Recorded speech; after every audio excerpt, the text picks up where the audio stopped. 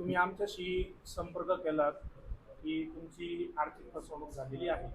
तर प्रथमतः तुमचा परिचय सांगा, तुम्ही कुठं राहता, काय करता, याबद्दल तुमचा पहिला परिचय सांगा. नमस्कार. मी अविनाश विठ्ठल कोकणे, राहणार फुलवडे, तालुका आंबेगाव, जिल्हा पुणे. मी एक 23% अपंग व्यक्ती आहे आणि विशेष म्हणजे मी प्रकल्पबाधित शेतकरी आहे. आणि सदर फसवणुकीच्या उद्देशाने जर बोलायचं झालं तर मी माझं स्वतःचं मी कोर्स केला होता फिश फार्मिंग, जिथं आमच्या तिथे धरणग्रस्त म्हणून तिथे धरणाच्या काठी जमीन आहे. तर त्या ठिकाणी आपल्याला माझा एक कन्सेप्ट होता की कुठेतरी बीज व्यवसाय चालू करावा जेणेकरून बीजचा शॉर्ट आहे महाराष्ट्रामध्ये असतोच. आणि म्हटलं चला बीज व्यवसाय चालू करू म्हणून मी हा कोर्स झाल्यानंतर त्या ठिकाणी मी पाणी परवाना, जेणेकरून मला कर्ज उपलब्ध होईल या दृष्टीने मी हा पाणी परवाना प्रोजेक्ट मी पाटबंधारे विभागाकडे दिला होता 2017 साली. त्याच्यानंतर हा project report fish farming, Gayatri fish farming हा मला कन्सेप्ट त्या ठिकाणी राबवायचा होता. परंतु शासकीय कर्ज ही लवकर मिळत नाहीत, फार वेळ जातो. म्हणून तात्काळ कर्ज मिळावं म्हणून मला एका ठिकाणी कळलं की बुवा ह्या पतसंस्थेमध्ये म्हणजे संत ज्ञानेश्वर नागरी सहकारी पतसंस्थेत कर्ज मिळते. म्हणून मी त्या संदर्भात गेलो होतो, चौकशी केली.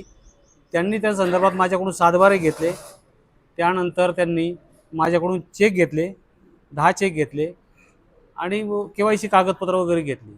त्याच्यानंतर त्यांनी सांगितलं की तुम्हाला कर्ज देऊ, परंतु तुम्ही पहिलं गहाणखत करा. ह्या दृष्टीने मी 13/3/2020 रोजी गहाणखत केलं. आणि गहाणखत करताना वडिलांना मी सांगितलं, तर वडील म्हटले बाळा ठीक आहे, तुझा जर चांगला प्रोजेक्ट उभा राहत असेल तर मी गहाणखत करून द्यायला तयार आहे, काय हरकत नाही. म्हणून ते माझ्या सोबत आले. आणि वस्तुस्थिती अशी आहे की गहाणखत झाल्यानंतर त्यांची ज्या काय प्रोसेस आहेत त्यांनी त्या राबवल्या, मला माहीत नाही. पण त्याच्यानंतर कोरोना काळ चालू झाला आणि कोरोना काळ चालू झाल्यानंतर विषय असा त्या अवस्थेत म्हणजे थोडं कोरोना चालू होता. तर अशा अवस्थेमध्ये मी गेलो होतो. तर मी विचारणा केली कर्जासंदर्भामध्ये, तर ते बोलले आता सध्या कोरोना काळ चालू आहे, नंतर पाहूया तुमचं. आणि त्या संदर्भामध्ये जे गहाणखत जे करण्यासाठी अनिता पोखरकर ह्या तिथील व्यवस्थापक यांनी प्रथम म्हणले तुम्हाला गहाणखतच करावं लागेल. मग गहाणखत केलं आम्ही.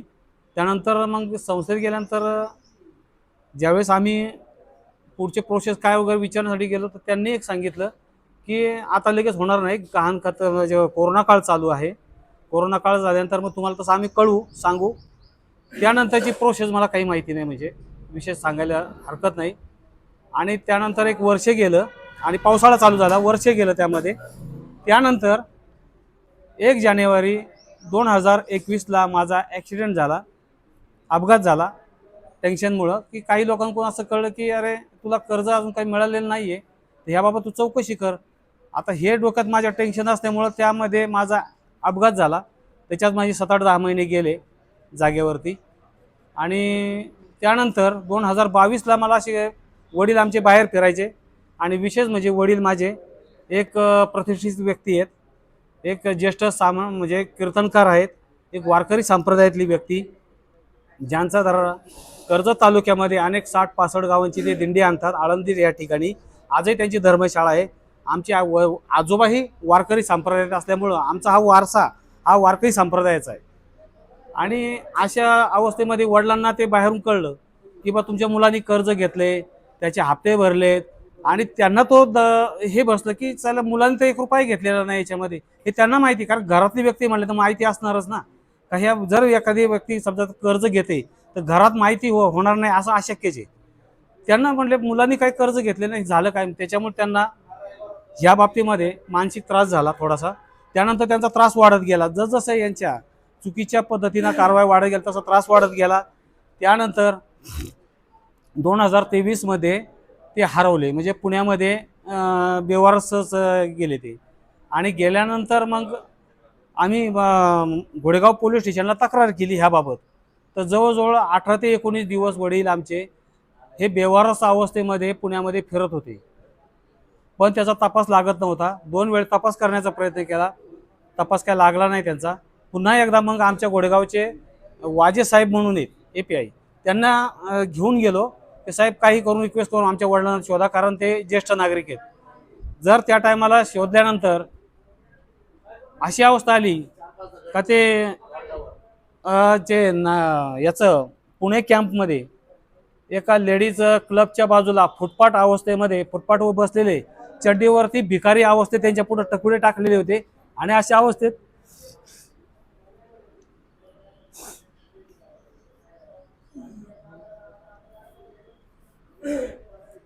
अशा अवस्थेमध्ये सापडून आले.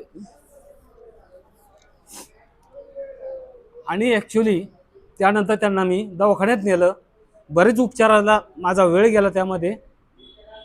आणि विषय असा झाला की त्यानंतर यांच्या वसुल्या कारवाई चालूच होत्या. आता ॲक्च्युली तसं जर बघायला गेलं तर मी कुठल्याही प्रकारचं कर्ज घेतलेलं नाही आहे. बाय ट्रान्सफर नंतर आम्हाला कळत गेलं, फेडरेशनकडून काही कागदपत्र काढली. त्या कागदपत्र अक्षरशः माझे परस्पर भरलेली दिसून आलेली आहेत. म्हणजे मी काही गेलेलो नाही त्या ठिकाणी. विषय असा आहे की त्यानंतर वडील आमचे बऱ्याच वेळा मेंटल हॉस्पिटलला नेलं, त्यांना गोळ्या चालू होत्या, YCMमध्ये नेलं, अनेक ठिकाणी नेलं. परंतु यांचं ज्या टायमाला लिलाव होता 14/5/2024 रोजी यांनी लिलाव कन्फर्मेशन होतं. आणि विषय असा झाला की त्या ठिकाणी वडिलांना अक्षरशः मी खाटोला बांधून ठेवलं, घरी फलोडे गावी खाटाला बांधून ठेवलं. आणि इकडे लिलावासाठी आलो का ते रोखण्यासाठी अनेकांना विनंती केल्या तर साहेब आम्ही खरंच कर्ज नाही घेतलेलं, याबाबत मी कुठं वापरलंय मला दाखवा कर्ज असं यांचं. विषय असा झाला की त्यांनी जबरदस्तीने लिलाव हे केलेले आहेत. आणि संबंधित व्यक्ती ही संस्थेच्या निगडीतच आहे. म्हणजे थोडक्यात हे भूमाफियाचे आहेत थोडक्यात. आणि विषय असा आहे की यामध्ये त्या संस्थेचे चेअरमन हे जिल्हा फेडरेशनवरती असल्यामुळे फेडरेशन त्यांचंच, त्याच्यानंतर वसुली अधिकारी त्यांचाच, आणि त्याच्यानंतर असणारे सहकार खातंही त्यांचंच. याच्यामध्ये आणि त्या पिरियडमध्ये मला ज्यावेळेस 2022ला कळलं, मी अनेक ठिकाणी तक्रारी केल्या साहेब, भरपूर ठिकाणी. एक वडिलांचा आजार चालू, दुसरीकडे तक्रारी चालू. यावेळेस मी अक्षरशः मेटाकुटीला आलो आणि मला काही कुठे न्याय भेटलेला नाही आहे या ठिकाणी. आणि ज्यावेळेस वडिलांचा लिलाव चालू झाला, त्यांच्या प्रॉपर्टीचा लिलाव चालू झाला, आणि विशेष म्हणजे वडील आमचे सभासद नाही त्या संस्थेचे. मूळ मुद्दा आहे संस्थेचे सभासद नाही आहेत वडील आमचे. आणि त्यानंतर ज्यावेळेस लिलावासाठी आम्ही त्यांचं चालू होतं, ज्यावेळेस गेलो त्या टायमाला अक्षरशः दरवाजा बंद करून यांचा लिलाव वरती चालला होता. त्या ठिकाणी विनंती केली पण कोणी ऐकलं नाही. आणि अशा अवस्थेत निराश अवस्थेमध्ये घरी आलो तर अक्षरशः वडील आमचे हाताचं सोडलेलं होतं, मिक्सर पेटलेला होता, टेबल जळलेला होता. ते कसं तरी आम्ही विजवलं, नशीब घर पेटलं नाही, वडील जळाले नाही त्याच्यामध्ये. एवढी अवस्था म्हणजे बेकार झाली होती. त्यानंतर वडिलांचा आजार बळावत गेल्यानंतर भोसरी रुग्णालयामध्ये 21/8/2024 रोजी वडिलांचा ICUमध्ये असताना मृत्यू झालेला आहे. आणि अशा याच्यात जो झालेला त्यांच्यावर अन्याय आणि अपंग म्हणून माझ्यावर झालेला अन्याय, माझी संपूर्ण जमीन यांनी अख्खी म्हणजे लिलावाला काढली होती. म्हणजे घराखालची जागा सुद्धा, मी राहायचं कुठं अशा अवस्थेत. माझी 3 मुलं आहेत, बायको आहे मला, माझी आई वयस्कर आहे. अशा अवस्थेमध्ये आमच्या हा अन्याय म्हणजे पहिल्यांदाच भयंकर अन्याय आमच्यावरती, अत्याचार झालेला आहे. आणि मी तर सरळ सांगेन सहकार खात्याकडून हा वसुली नाही तर हा टाकलेला दरोडा आहे आमच्यावरती. रुपये न घेता हा दरोडा आहे. मी स्पष्टपणे बोलतो आणि जबाबदारीने बोलतो या गोष्टी मी. आणि ज्या दिवशी वडिलांचा अन्याय झालाय, अत्याचार झालाय, अशा अवस्थेत मी ॲम्ब्युलन्समधून मी सहाय्यक निबंधक विठ्ठल सूर्यवंशी हे पारदर्शक तपास करणारे अधिकारी आहेत, एक चांगले होतकरू अधिकारी आहेत जो तपास करू शकतात. अशांकडे गेलो, म्हटलं साहेब हे काय आहे, म्हटलं माझ्या गरीबाव आज माझ्या घालाय, म्हटलं माझे वडील गेलेत, म्हटलं साहेब वारकरी संप्रदायाचा माणूस गेलाय, प्रतिष्ठित व्यक्ती गेली या कर्जापायी, म्हटलं मेंटल झालेत, म्हटलं ते. साहेब म्हटले कोकणे मला कळतंय तुमचं, परंतु ही संस्था ही जिल्हा लेवलवर आहे आणि मी माझं कामकाज हे तालुका लेवलवरचं आहे. त्यामुळं माझ्याकडे हा तपास नाही आहे. पण ज्यावेळेस माझ्याकडे तपास येईल त्या टायमाला तुम्हाला न्याय द्यायचा नक्कीच प्रयत्न करेन.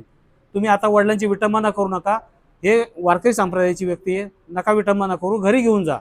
म्हणून साहेब मी घरी घेऊन गेलो. परंतु जे विश्वासू जे अधिकारी माझे जे पारदर्शक तपास करणारे म्हणून त्यांच्याकडे पहिले घेऊन गेलो मी, त्यांच्या सल्ल्याने घरी घेऊन गेलो. अन्यथा जर मला जर पारदर्शक फक्त तेवढीच व्यक्ती मला पारदर्शक आजपर्यंत सापडलेली आणि अशा अवस्थेत मी घरी घेऊन गेलो. अन्यथा जर मला कुठे तर त्यांच्याकडून तपास होणार आहे हे मला जर माहीत नसतं तर मी सरळ संस्थेच्या दारात ही डेड बॉडी नेऊन ठेवली असती आणि याचा काय करायचं ते बघा, माझा हाच विचार होता. परंतु संबंधित अधिकारी चांगले असल्यामुळे मी पहिला त्यांचा सल्ला घेतलेला आहे. आणि हे संस्थेला ज्यावेळेस कळलं, अक्षरशः तुम्हाला सांगतो, वडिलांचा प्रेत घरी घेऊन गेलो, अनेक लोक आली होती, वडिलांचा प्रेत जळतंय एका ठिकाणी, अत्याचार होऊन त्यांच्यावर जळतंय आणि ही नीच संस्था त्या ठिकाणी त्या संबंधित अधिकाऱ्याला लिलाव धारकाला घेऊन 5-5:30च्या दरम्यान खरेदी खत मारत होती. कशाच्या आधारावर त्या माणसाचा खरेदी खत मारतं? 2 रुपये त्या माणसाला दिले नाहीत, तो सभासद नाही, मी कर्जदार जरी असलो तर माझे बाय ट्रान्सफर पुढे पैसे वळवले, मलाच तपास नाही ह्या गोष्टीचा. आणि ज्यावेळेस मी ह्याचा तपास लावण्यासाठी परत मी साहेबांकडे गेलो, सदर याचा तपास होणे गरजेचं आहे. आणि त्या टायमाला लेखापरीक्षकाकडे तपास लागला, त्या टायमाला हे 12 लोकांच्या खात्यावर पैसे गेलेले निघाले. आणि संस्था काय सांगते, खोटी संमतीपत्र आमच्या नावाने अविनाश कोकणे यांनी शीतल ढगे यांना पैसे दिले. काय संबंध माझा त्यांना पैसे द्यायचा? माझं प्रोजेक्ट संपूर्ण सांगतंय. मी पाणी परवाना, हा पाणी परवान्याचा असा विषय आहे साहेब, जर हा आपण राबवला नाही तर हा पाणी परवाना रद्द होतो. म्हणून मी घाई केली का तर मला कुठेतरी माझ्या स्थितीला, मी कोरडवाहू शेती ती कुठेतरी डेव्हलप व्हावी, त्याच्यामध्ये पाईपलाईन व्हावी, म्हणून याच्यासाठी मी हे केलं होतं. मला सांगा, हे प्रोजेक्ट रिपोर्ट घेतले का संस्थेने? कुठलंही 15 लाखाचं कर्ज मंजूर करताना प्रोजेक्ट रिपोर्ट असणं गरजेचं आहे. मी दिलंय का? माझ्या नावाचे खोटी उत्पन्न लावलेत. मला आता संस्थेने आणून दाखवायचं, त्याच्यामध्ये लिहिलंय ना, शेती व्यवसाय अधिक दुग्ध व्यवसाय 50,000 रुपये महिना. दुग्ध व्यवसाय कुठं होता माझा? 15 वर्ष झाले माझ्या घरी मांजर पण वेलं नाही आजपर्यंत. कोणी दिली त्याच्यामध्ये माहिती? चुकीची माहिती. वडिलांच्या नावाने जी व्यक्ती, जिला रोजचं चहाला सुद्धा मुमताज ती व्यक्ती, एक वार्धक्य 80-85 वर्षाचं वय, त्यांचं 30,000 रुपये मासिक उत्पन्न लावले त्या माणसाचं. शरम नाही वाटली थोडीशी? काय करतोय आपण? सर्रासपणे फसवणूक करता तुम्ही लोकांची, आणि अशाच पद्धतीनं बाकीच्या सहकाऱ्यांची फसवणूक केलेली आहे साहेब. याच्यामध्ये आता लेखापरीक्षण माझ्याकडे आहे. आता लेखापरीक्षणामध्ये स्पष्टपणे त्याच्यामध्ये दिले 12 लोकांना माझे पैसे गेलेले. काय संबंध साहेब?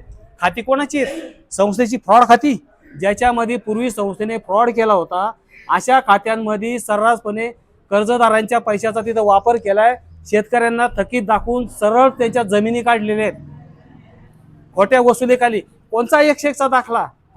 आज ज्या माणसाने कर्ज घेतलं नाही अशा लोकांचे दाखले तुम्ही सर्रासपणे 101चे दाखले मिळवता. याच्या मागं यशम तांदळे विचार केला? एकतर्फी त्याच्यामध्ये अक्षरशः रोजनामा घेण्यात आलेले आहे. मी उपस्थित आहे. अशा अनेक जणांचे ते दाखले आहेत की एकतर्फे रोजनामा काढलेला आहे. ती लोक का गेली नाहीत? का गेली नाही त्या ठिकाणी? जर एवढा मोठा प्रताप होतोय तर त्या लोकांना माहिती असं तर गेली असती. पण जी गोष्ट माहीत नाही, पर सर्रासपणे वसुलीच्या नावाखाली लोकांवरती दरोडे टाकलेले आहेत. मी स्पष्ट माझं मत यात आहे आणि माझ्याकडे आजही पुरावा आहे. लेखापरीक्षण असं दाखवतंय की माझे पैसे 12 लोकांना गेलेले आहेत. संबंध नसताना ही खाती संस्थेची आहेत. माझा कोणाशी संबंध नाही साहेब. स्वतःला जे कर्ज लागत होतं मला स्वतःला लागत होतं, आणि अशी कर्ज सर्रासपणे बेकायदेशीरपणे खोटी संमतीपत्र साहेब सादर केलेत साध्या कागदावरती. तुमच्यावर एवढा मोठा अन्याय झालाय, न्याय मागण्याकरता कोणत्या वरिष्ठ अधिकाऱ्याकडे तुम्ही गेले नाही का? साहेब गेलो. मी जिल्हा उपनिबंधकांकडे गेलो. जिल्हा उपनिबंधकांकडे सगळं रेकॉर्ड ठेवलं. म्हणलं साहेब पहिले याचा तपास करा, मी कर्ज घेतल्याचं सिद्ध करा, मी घेतले वापरले हे सिद्ध करा, आणि मग तुम्ही वसुली कारवाई करा. त्या माणसाने, मी अपंग असताना मला बाहेर उभं केले. संस्था आतमध्ये घेत आहेत, मस्तपैकी चहा पाण्याचा यांचा कार्यक्रम चाललाय. काय समजायचं याच्यातून? मी वारंवार माझ्या सहकार आयुक्तांना तक्रारी आहेत, विविध ठिकाणी प्राधिकरणाला विविध तक्रारी. साहेब माझे खेटे झिजले, माझा ॲक्च्युअली मी एवढा वैतागलोय, मला कुठेही न्याय मिळाला नाही आजपर्यंत. कारण ही सिस्टम, हा जो प्रताप जो आहे हा सिस्टम वाईक आहे. संघटित गुन्हेगारी ही अनेक लोकांना हाताशी धरून केलेला हा गुन्हा आहे. मी स्पष्ट माझं मत आहे. आता मी अनेक ठिकाणी तक्रारी केले, नाही केले असं नाही, मी कुठलंही सोडलेलं नाही साहेब. तिथून तर आजपर्यंत मला कुठेही न्याय मिळालेला नाही साहेब, मी असं स्पष्टपणे सांगतोय. तुम्ही सांगताय अन्याय केला, तुम्ही संबंधित अधिकाऱ्यांशी पण बोललेले आहात, चर्चा केलेली आहे, तुम्हाला कोणी मदत केली नाही असं तुम्ही सांगताय. असे सगळ्याच अधिकाऱ्यांनी तुम्हाला डावललं की काय अधिकाऱ्यांनी मदत पण केली तुम्हाला? काही अधिकाऱ्यांनी साहेब, सहकार आयुक्तांना ज्यावेळेस आपण निवेदन देतो तर त्यांच्या निवेदनानुसार लेखापरीक्षण लावलं. पण लेखापरीक्षण साहेब असं आहे की लेखापरीक्षणामध्ये मेन मुद्दे जे आहेत, जो कन्सेप्ट आहे तोच त्याच्यात घेतला जात नाही. म्हणजे सर्रासपणे समजा ही कागदपत्र आहे खरी का खोटी आहे हे पाहिलं जात नाही. हे आहेत त्याच पद्धतीने निकाल दिला जातो. म्हणजे याचा अर्थ काय की जो मूळ तपास आहे हा तपासच झालेला नाही. याच्यामध्ये पारदर्शक तपास म्हणजे संबंधित शेतकऱ्यांच्या कर्जाचा कुठे कुठे वापर केला, कोणत्या खात्यामध्ये गेले, हा मेन तपास महत्वाचा आहे आम्हाला. प्रकल्पासाठी तुम्ही किती कर्ज मागितलं होतं संस्थेला? साहेब, आता प्रकल्पासाठी मी कर्ज माझं आता त्यांनी मला तसे 4-5 लाखाची गरज होती, पण 15 लाखाचं केलं ठीक आहे, हरकत नाही. कारण प्रोजेक्टसाठी 15 लाख दिले, मला आनंद वाटतोय त्याबद्दल, तो माझा दुमत नाही. गहाणखतही त्याबाबत केलेलं आहे मी, कारण प्रोजेक्टसाठी फार मोठी कर्जाची गरजच असते. ठीक आहे, पण त्यासाठी म्हणजे त्यांनी जो कन्सेप्ट राबवला की गहाणखत झाल्यानंतरची प्रोसेस जी आहे, ही चुकीच्या पद्धतीने राबवलेली आहे. हे जे तुम्हाला कर्ज मिळालं कोणत्या अकाउंटवरती आले ते पैसे? साहेब, काय झालं, मी 10 चेक दिले होते. आता त्याचाही मुद्दा सांगतो की सर्रासपणे काही संस्था 5 चेक घेतात. आता याच्यामध्ये 10 चेक घेण्याचं ते पण कारण देतो तुम्हाला. सदर माझं सेंट्रल बँक ऑफ इंडिया शाखा शिनोली या ठिकाणी माझं 2.5 लाखाचं 280 कर्ज होतं, ते पीक कर्ज होतं. त्याबाबत संपूर्ण माझे जे 3 सातबारे आहेत संपूर्ण गट हे त्या ठिकाणी मॉर्गेज होते. विषय त्याच्या बोजा होता आणि काही शासनाचे निर्देश आले होते का ही कर्जमाफी होऊन जाईल, म्हणून ते कर्ज तसंच थकीत राहिलं होतं. आता ते थकल्यानंतर विषय असा झाला की मंचरच्या सेंट्रल बँकच्या ठिकाणी माझं तिथं पण खातं आहे. त्या ठिकाणी सदर कर्ज न भरल्यामुळं त्या ठिकाणी ते खातं गोठवलेलं होतं. मग यांनी त्या चेकचा काही वापर केला नाही सेंट्रल बँक, परंतु माझी जी ओरिएंटल बँक म्हणजे पंजाब नॅशनल बँक ह्या बँकेचे सर्रास चेक माझे 5 त्या ठिकाणी मग घेतलेले होते. आता त्या 5 चेकमधून 2 चेकचा वापर त्या ठिकाणी संस्थेने केलेला आहे. ज्या ठिकाणी 12 लाख रुपये म्हणजे 3 लाख रुपये, एकूण 15 लाख रुपये कर्ज, 3 लाख रुपये तुमचं ठेवी, त्याच्यानंतर परत गहाणखतासाठी झालेला खर्च अख्खा काढून घेतला त्याच्यातून. त्याच्यानंतर एका व्यक्तीला, आता ती व्यक्ती ओळखत नाही, ती सुभाष सहित कोण आहे, त्याचं गहाणखत झाले 2019ला, पैसे काढले माझ्या याच्यातून 2020ला, असं बरंच रोख स्वरूपात बऱ्याच रकमा काढल्यात. असे एकूण 3 लाख रुपये त्याच्यामध्ये दाखवलेत. बाकी 12 लाख रुपये माझ्या ओरिएंटल बँकेमध्ये त्यांनी पहिले 2 लाख, मग 5 लाख, त्याच्यानंतर परत 5 लाख असे जमा केलेत, दाखवलेत, कर्ज यांना दिले. त्याच्यानंतर 2 सिक्युरिटी चेकचा वापर केलाय त्या ठिकाणी साहेब, सर्रास सांगतो मी. आणि त्या चेकचा वापर करून त्या ठिकाणी परत ते पैसे संस्थेच्या नावाने असलेल्या चेकचा वापर झाला, पुन्हा पैसे संस्थेत आले. आणि आलेल्या पैशांचं काय केलं संस्थेने? संस्थेने पुढं काय केलं ते परत माझ्या बचत खात्यात दाखवले, तिथल्याच असणाऱ्या बचत खात्यात. त्या बचत खात्यातून पुन्हा शीतल ढगे यांच्या खात्यात दाखवले. त्या खात्यातून पुन्हा असे दाखवले की ते 12 जणांना पैसे गेलेले.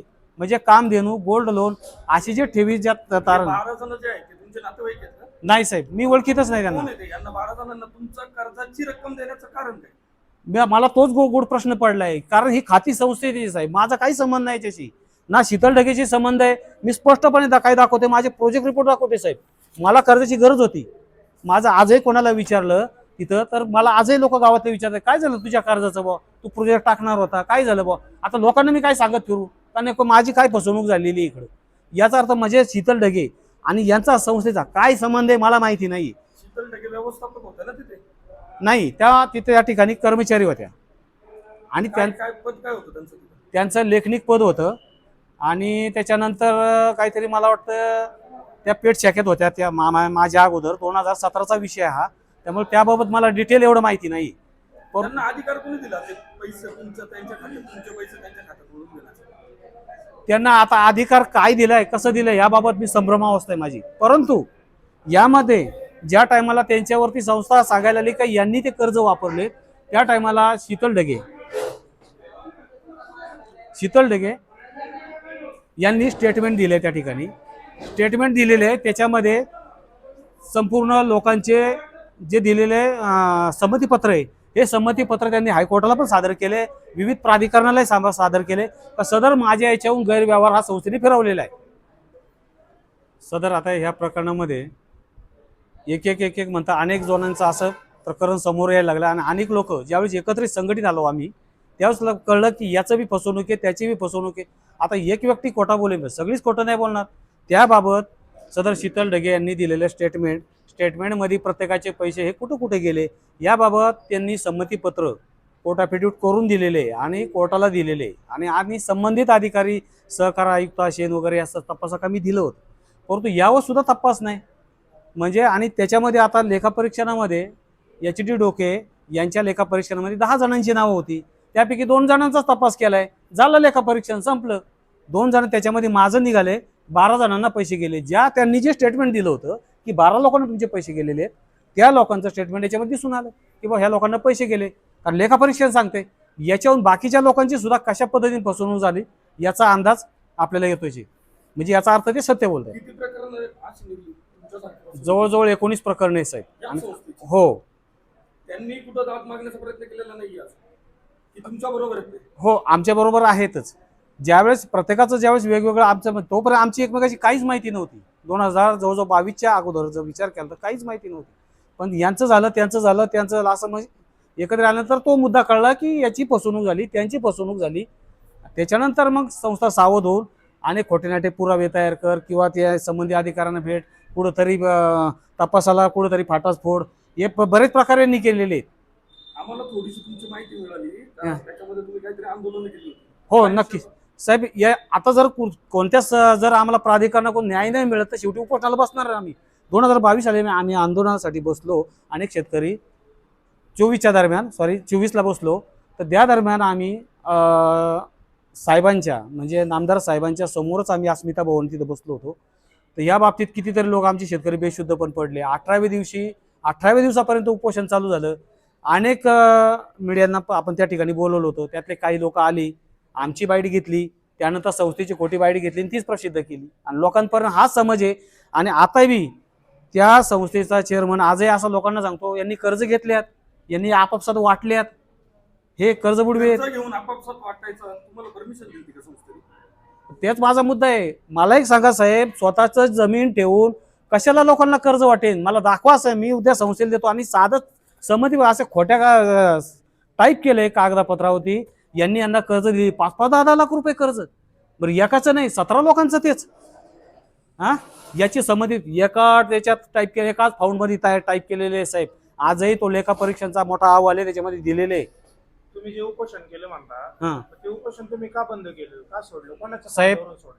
काय झालं की सहकार आयुक्त सहकार मंत्री नामदार यांना आम्ही एक निवेदन दिलं साहेब का आम्हाला कुठेतरी न्याय मिळाला पाहिजे. ते आले त्या ठिकाणी आमचं उपोषण. त्यांनी सदर सौरभराव यांची ऑर्डर पाहिली.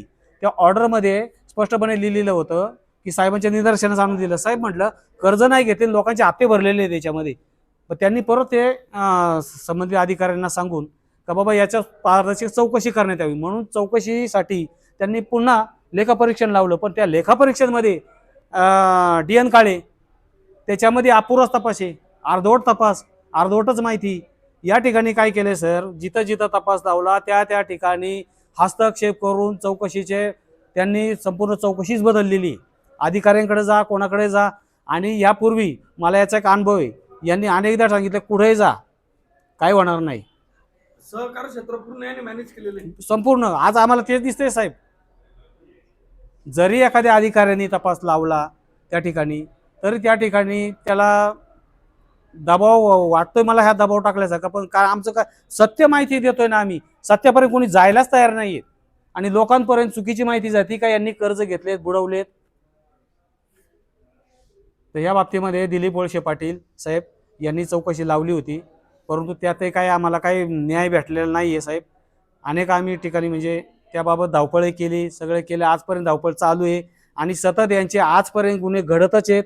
आम्ही चौकशाला तक्रारी करतच आहेत. पण याच्यामधून सत्य परिस्थिती का आम्हाला पुढेच न्याय भेटलेला नाही आजपर्यंत. आता तुमची सरकारकडे नेमकी काय मागणी राहील? सरकारकडे हीच मागणी आहे आमची साहेब, हात जोडून विनंती आहे आमची. तुम्ही सदर 17-18 लोक जे शेतकरी आहेत, ज्यांची फसवणूक झाली, ज्यांचे पैसे ॲक्च्युली ज्यांना मिळालेले नाहीत, ह्या पैशाचा विनियोग नक्की कुठं झाला शेवटचा 1-1 रुपयापर्यंत, याच्यासाठी आम्हाला फॉरेन्सिक ऑडिट करा. आणि ते SIT तपास नेमावं शासनाने संस्था ही शील करावी, म्हणजे तात्पुरती, आणि याचा तपास प्रशासकीय अधिकाऱ्याची नेमणूक करावी आणि संचालक मंडळ संपूर्ण बरखास्त करावं. बस झालं आता. हे सहकार खात्याचा तपास होईल म्हणा, आम्हाला आशा नाही आता व्हायची. कोणाला काही आशा असेल तर मला नाही सांगता यायचं, पण मला आशा नाही आता. हे म्हणता म्हणता 2020 आज 2026 चाललंय. सतत आम्ही भांडतोय, न्याय मागण्यासाठी प्रयत्न करतोय, आटापिटा करतोय जीवाची. जमिनी गेल्या साहेब. आम्ही असं कोणाला कर्ज वाटण्यासाठी आमच्या जमिनी नाही ठेवल्या साहेब. या कोणी कायद्याचा मतितार्थ वेगळा घेत असेल तर कायद्याची आम्हाला घेणं देणं नाही. आम्ही आमच्या स्वतःसाठी केले साहेब. दस्त करतोय म्हणजे चुकीच्या गोष्टी नाही करत साहेब. शेतकरी ज्या टायमाला स्वतःची जमीन ठेवतो त्याला काहीतरी अडचण असेल म्हणूनच ठेवतो ना, लोकांना वाटण्यासाठी ठेवतोय. याचाच एक किस्सा सांगतो. आमच्यापैकी असणारे अपंग जे संघटनेचे अध्यक्ष आहेत, माझ्याबरोबर जेव्हा सहाय्यक निबंधकाकडे आले, सहाय्यक निबंधकांनी आता जो तपास लावला होता साहेब, पारदर्शक तपास चालू असताना या बाबतीत त्यांना कळलं की आता हे संपूर्ण बाहेर येतंय.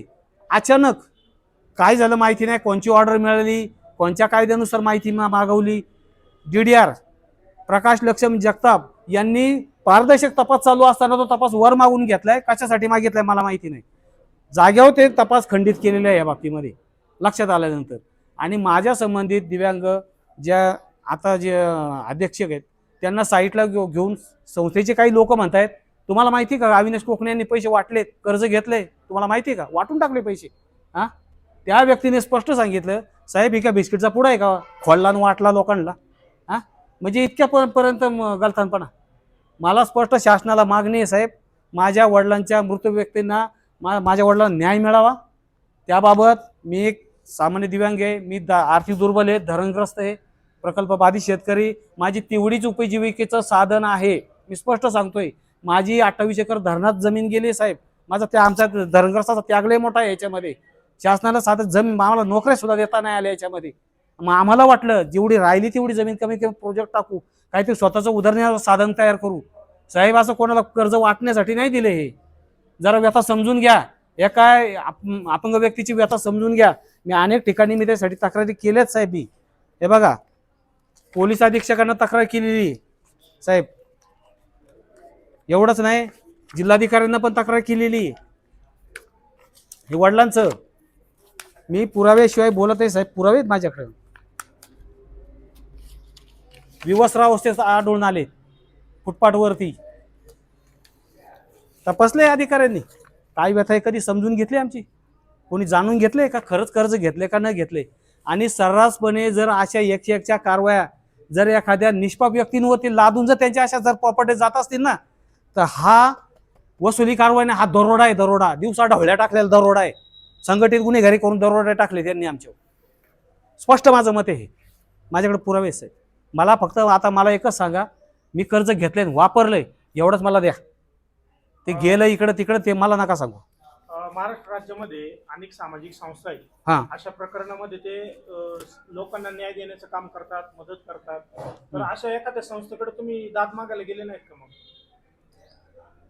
तर आता तुम्ही विचारलं मला की कोणत्या संस्थांमार्फत तुम्ही हे केलं नाही का, तर मला यूट्यूबच्या माध्यमातून, अनेक चॅनेलच्या माध्यमातून त्यांचे म्हणजेच संग्राम आधार फाउंडेशन ही जी संस्था आहे, ही जनसामान्यांच्या खूप म्हणजे आज तसं बघायला गेलं तर त्यांचे अनेक कुटुंब उद्ध्वस्त झालेले जे चांगल्या पद्धतीनं स्थिर स्थावर करतायत. ह्याबाबत मला ज्यावेळेस माहिती मिळाली त्या टायमाला मी भरत गंगाळे साहेब यांच्यापर्यंत आलो. त्यांना सगळे डॉक्युमेंट दाखवले, इथेबूत माहिती दाखवली. त्यांनी पण मला जे असणारे त्यांचे ॲडव्होकेट असतील किंवा रिटायर्ड DDR असतील यांच्या माध्यमातून मला एक चांगलं विश्लेषण दिलं, चांगलं मार्गदर्शन दिलं की नक्की आपण त्यांना त्याच्यातून बाहेर काढू.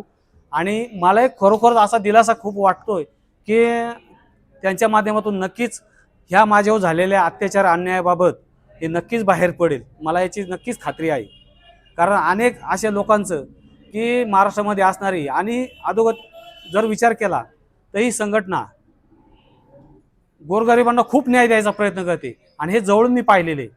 त्याबद्दल मला खरंच मला एक दिलासा आला. कुठंतरी मला नक्कीच माझ्या वडिलांना, दिवंगत वडिलांना न्याय मिळेल. माझी जमीन मला वडिलांची प्रॉपर्टी मला मिळेल आणि नक्कीच न्याय मिळेल. मला याबाबत मला आनंद वाटतोय आणि त्याबद्दल मी त्यांचे खरंच आभार मानतो की त्यांनी मला बोलण्याची संधी मिळाली मला एक कुठंतरी. आणि याला वाचा फुटण्याची एक संधी मिळाली मला, तर नक्कीच मला फायदेशीर पडेल हे गोष्टी. राजकारण, समाजकारण, शेती, उद्योग, गुन्हेगारी यातील नवनवीन घडामोडींसाठी आजच हिंदवी न्यूजला सबस्क्राईब करा आणि बेल आयकॉनवर क्लिक करायला विसरू नका. महाराष्ट्रातील एकमेव निपक्षपाती चॅनल म्हणजे हिंदवी न्यूज, सर्वसामान्यांच्या न्याय हक्कासाठी.